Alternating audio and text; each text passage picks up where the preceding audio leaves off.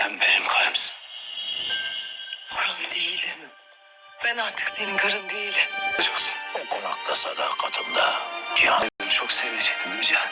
Bu adam hastalığı varken ölümü göze alıp sana böbreğini vermeye kalktı. Alya olmasaydı belki ikiniz de yoktunuz şu an. Alya sana böbreğini verdi.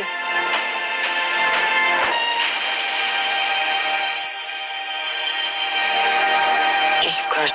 Herkese merhabalar, kanalıma hoş geldiniz. İbrahim Öztekin ben. Videomuza başlamadan önce sizden ricamız kanalımıza abone olup videomuzu beğenmenizi rica ediyoruz. Evet arkadaşlar, şimdi Uzakşehir'in ilk fragmanını sizinle paylaşıyoruz. Yeni bölümün fragmanına bugün yepyeni bölümü vardı ve severek izledik arkadaşlar.